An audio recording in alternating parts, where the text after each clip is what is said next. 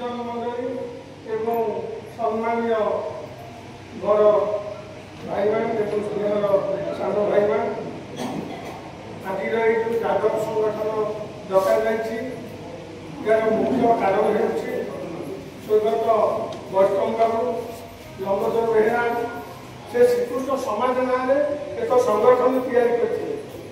Registration କରାଯାଇଥିଲା। ସେ ଯେତେବେଳେ ବୈଷ୍ଣବ ବାବୁ ଯେତେବେଳେ ଆମର ଏମପି ହେଲେ, ରାଜ୍ୟସଭାକୁ ଗଲେ, ସେ ଆମ୍ଭମାନଙ୍କୁ ଧରି ଦାଦା ବାଟ ହାରି ମୋତେ କହିଲେ ଜାଗା ଦିଅ, ଯେଉଁ ଜାଗାରେ କି ମୋର ଏମପି ଲ୍ୟାଣ୍ଡ ଅଛି ମୁଁ 50 ଲକ୍ଷ ଟଙ୍କା ଲେଖେ ଦେଇପାରିବି ଏବଂ ସେହି ଜାଗାରେ ଘର ତିଆରି କରାଯିବ, ଯାହାଫଳରେ କି ଆମ ଓଡ଼ିଶାରୁ କ'ଣ ଭାରତବର୍ଷରୁ ଯେକୌଣସି ଜାତି ଆମ ଜାତିର ଲୋକମାନେ ଆସିଲେ ଆମ୍ଭେମାନେ ସେଇଠାରେ ରଖିପାରିବା, ସେଇଠି ରହିପାରିବେ ଏବଂ ଆମର ଏକତା ଭାବ ସୃଷ୍ଟି ହେବ, ଆମ ଜାତିର ଉନ୍ନତିକରଣ ହେବ। ସେଥିସକାଶେ ଆମ୍ଭେମାନେ 2000 ସ୍କୋୟାର ଫୁଟର ଜାଗା ପଥର ଗାଡ଼ିଆରେ ସେହି ସଂସ୍ଥା ନାଁରେ ରେଜିଷ୍ଟ୍ରେସନ କରାଗଲା ଏବଂ ଦୁଃଖର ବିଷୟ ସେତେବେଳେ ପଥର ଗାଡ଼ିଆର ସେଟଲମେଣ୍ଟ ଚାଲିଥିଲା। ପଟ୍ଟା ନହେଲେ କୌଣସି ଏମପି ସେ ଅନୁଷ୍ଠାନକୁ ଟଙ୍କା ଦେଇପାରିବେ ନାହିଁ। ସେ ଅଲରେଡି ଲେଖିକି ଖୋର୍ଦ୍ଧା କଲେକ୍ଟର ପଠାଇ ଦେଇଛନ୍ତି 15 ଲକ୍ଷ, କିନ୍ତୁ ଯେହେତୁ ପଟ୍ଟା ହେଇନି ସେଟଲମେଣ୍ଟ ଏରିଆ ଆମର ବ୍ରହ୍ମାଣ୍ଡ ମହିନା ଯେଉଁ କହୁଥିଲେ ସିଏ ଏ ସଂସ୍ଥା ଏ ଯେଉଁ ଡକୁମେଣ୍ଟ ନେଇକି କେସ୍ କରାହେଇଛି ସେଟଲମେଣ୍ଟରେ ଯେଉଁ ଆମର ନତାଳରେ କରାହେଇଛି ସେଟା ପଟ୍ଟା ହେଇଥିଲେ ଆମ ସଂସ୍ଥାକୁ ସେ ଅର୍ଥ ମିଳିପାରିଥାନ୍ତା। ଯେହେତୁ ପଟ୍ଟା ହେଇପାରିଲା ନାହିଁ ସେ ଅର୍ଥ ମିଳିପାରିଲା ନାହିଁ। ସେ ଜାଗାଟି ସେଇଭଳି ଅବସ୍ଥାରେ ରେଜିଷ୍ଟ୍ରେସନ ହେଇ ରହିଯାଇଛି। ତେଣୁକରି ଆମେ ବ୍ରହ୍ମାଣ୍ଡ ଆମର ଆଲୋଚନା କରାଗଲା ଆମ କମିଟିରେ କ'ଣ ନାଁ ଦେଲେ ଏ ସଂସ୍ଥାଟା ଆଗେଇ ଚାଲିବ।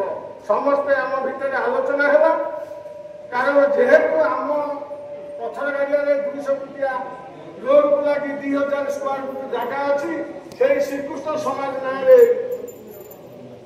ନାଁଟି ଦେଲେ ଆମେ ସେଇ ସଂସ୍ଥା ବ୍ୟାନରେ ଚାଲିବା। କାରଣ ଯୋଉ ବୈଷ୍ଣବ ବାବୁ କ'ଣ ଲମ୍ବୋଦର ବେହେରା କ'ଣ ସେ ସ୍ୱର୍ଗଗାମୀ ହେଲେଣି।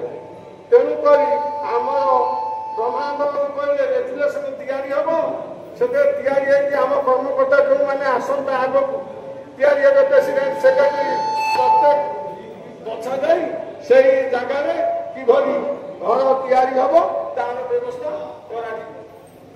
କିନ୍ତୁ ଆଜିର ଏଇ ଯେଉଁ ମିଟିଂ ଡକାଯାଇଛି, ଡକା ହେବାର ମୁଖ୍ୟ କାରଣ ଆମ୍ଭେମାନେ ଯେତେ ଯୋଉଠି ଯେକୌଣସି ସଂଗଠନକୁ ଯାଇଛୁ ଏଇଭଳି ମିଟିଂ ହେଲେ ଆଜିର ତ ତଥାପି ଆମର ଲୋକ ସଂଖ୍ୟା ତଥାପି କମ ଥାଏ ଗଠନମୂଳକ ହେତୁ, କିନ୍ତୁ କମ 10-20ଟି ଲୋକ ଥିବେ ମିଟିଂ ଡକା ହେବ, ଯୋଉ ଗେଷ୍ଟ ଡକା ହେଇଥିବ ସମ୍ପୂର୍ଣ୍ଣ ଇନସଲ୍ଟ ଆମେମାନେ ହଉ।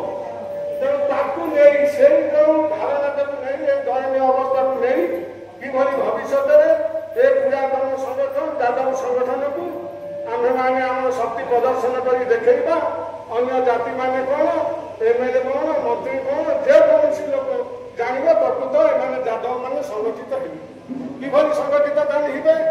ତାହେଲେ ଯଦି ଆମେମାନେ ପ୍ରତି ଗାଁରେ ଯାଦବ କ୍ଲବ ତିଆରି ନ କରିପାରିବା, ଆମ୍ଭେମାନେ 10,000 କି 5,000 ଆମେ ରାଜଧାନୀରେ ଆମ ଯାଦବ ମାନଙ୍କର ଇସ୍ୟୁକୁ ନେଇ ଯେକୌଣସି ଇସ୍ୟୁ କମିଟି ପାସ୍ କରିବ, ଏଇ ଇସ୍ୟୁକୁ ନେଇ ଆମେ ସଂଗଠିତ ହେଇ ଆମେ ଆନ୍ଦୋଳନାତ୍ମକ ଗ୍ରହଣ କରିବା। ମୋର କହିବାର କଥା, ସେମାନେ ଡ୍ରାଇଭର ଭାଇମାନେ ଆସିକି ଭୁବନେଶ୍ୱରରେ ବନ୍ଦ କରିଦେଲେ। ଅଙ୍ଗନବାଡ଼ି ଦିଲ୍ଲୀ ଗୋଟାଏ ଗାଁରେ ଜଣେ ଲେଖା ଥାଇ ଭୁବନେଶ୍ୱରକୁ ଥରହର କରିଦେଉଛନ୍ତି। ଆମେ ଗୋଟେ ଗାଁରେ 50 ଘର, 60 ଘର, 100 ଘର, 5 ଘର, କୌଣସି ଗାଁରେ ଆମେ ପ୍ରତ୍ୟେକ ଗାଁରେ ଥାଏ ଆମେ ଗୋଟାଏ ଥର ଏ ଭୁବନେଶ୍ୱର ମାଟିରେ ରାଜଧାନୀ ମାଟିରେ ଠେଙ୍ଗା ଟେକି ଆମର ପରମ୍ପରାକୁ ଦେଖାଇଦେବା କିଭଳି ହିସାବରେ ଆମେ ଏକତ୍ରିତ ହେଇଛୁ। ତାହେଲେ ଆମକୁ ସମସ୍ତେ ଆମ ଜାତି ସହିତ ଆମମାନଙ୍କୁ ସମସ୍ତେ ଖାତିର କରିବେ ଏବଂ ଆମ ମାନ ସମ୍ମାନକୁ ଆମେମାନେ ଆମର ଏଇ ଆଗ୍ରହରେ ଆମେ ବଜାୟ ରଖିବା। ତେଣୁକରି ଏ ଯେଉଁ ଆମର ପ୍ରଥମ ସିଲେକ୍ସନ କରାଯାଇଛି, ଆଜି ଯେଉଁମାନଙ୍କୁ ଡକାଯାଉଛି ଏ ମିଟିଂ ଶ୍ରୀକୃଷ୍ଣ ସମାଜରେ ଯେଉଁମାନେ ରହିବେ ଆମର ଡିସିସନ ନିଆଯାଇଛି ସ୍ୱଚ୍ଛଳ ବର୍ଗର ଲୋକମାନେ ରହିବେ। ଯେଉଁମାନେ କମ୍ ସ୍ୱଚ୍ଛଳ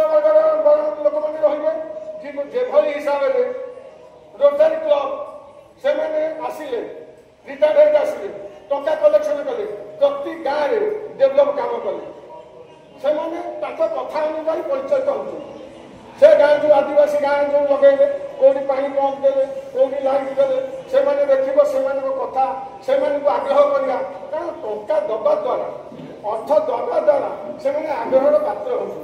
ତେଣୁକରି ଆମର ସେଇ ବିଶେଷଣ ନିଆଗଲା।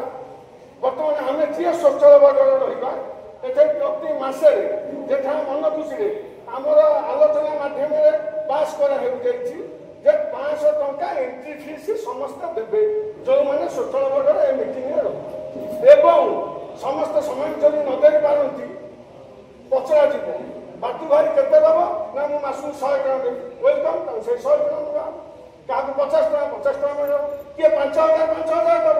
ତେଣୁକରି ଏଇଭଳି ଯଦି 200-300 ଇଣ୍ଟା ଆମର ଭୁବନେଶ୍ୱର ପେରିଫେରି ଭୁବନେଶ୍ୱର ଭିତରେ ନେଇ ଆମେ ସଂଗଠିତ ହେବା ତାହେଲେ ଯଦି ମାସକୁ 1,00,000 ଟଙ୍କା ଆଦାୟ ହେଲା ତାହେଲେ ଆମେ ପ୍ରତି ଗାଁକୁ ଯିବା ଆମ କମିଟି ଯିବ ଆମ ପଛରେ ଗାଡ଼ିଆ ଗଲା ବସିଲା ଛୋଟ ପିଲାମାନଙ୍କୁ 18-40 ବର୍ଷ ପିଲା ଆମକୁ ଡାକିଲା ବସେଇଲେ ପିଲେ ତମେ ଏକତ୍ରିତ ହୁଅ ତମେ କ୍ଲବ ଗୋଟା ଗଠନ କର କ୍ଲବ ଗଠନ କଲେ ଆମେ ତମକୁ ଫାଷ୍ଟ ଆଗ 5,000-10,000 ଦେଉଛୁ ତମେ ଫଣ୍ଡିଂ ଆଗ ବ୍ୟାଙ୍କରେ ରଖ ତାପରେ ତମେ 10 ଟଙ୍କା 5 ଟଙ୍କା ତମେ ତମର ବ୍ୟାଙ୍କରେ ମେମ୍ବର ଫିସ୍ ଡିପୋଜିଟ୍ କର।